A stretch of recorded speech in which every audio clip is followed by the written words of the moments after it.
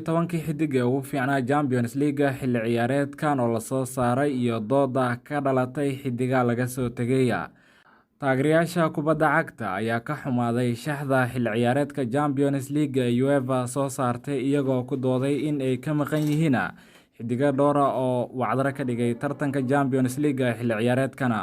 Manchester City ayaa koobka ku guuleystay markii ugu horeysay taariikhdeeda kadib markii ay 1-0 ay kaga badiyeen Inter Milan ciyaartii finaalkii ka dhacday garoonka Istanbul ee dalka Turkiga.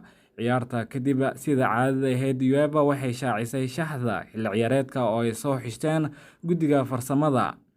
Shaxda oo u samaysan 4-3-3 waxaa hogaaminaya weeraryahanka kooxda Manchester City oo 12 gool ku qaaday kabta dahabka ee Champions League. Waxaa ka mid ah 7 ciyaaryahan oo Manchester City oo ka soo muuqday shaxda xilli ciyaareedkan sida Rodri, Stones, Bernardo Silva, Kyle Walker, Ruben Dias iyo Kevin De Bruyne. Kooxda finaalka gaartay Inter Milan waxay shaxda ku leedahay labada daafac ee Alexandre Bastoni iyo Federico Di Marco, waxaana shaxda dhameystiray labada xidig ee Real Madrid, Vinicius Junior iyo Thibaut Courtois, taasoo ka dhigaysa shaxda xilli ciyaareedkan ee Champions League ay kala qaybsadeen kaliya 3 kooxood.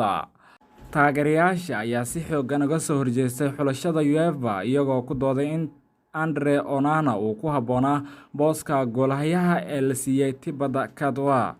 Qaar ka mid ah waxay u doodeen laacibka Manchester City Ilkay Gundogan, xidiga Inter Milan ee Nicolo Barella iyo laacibka AC Milan ee Rafael Leao. Waxayna sheegeen in xulashada UEFA ay sameysay in cadaalad ay ku dhisnayn.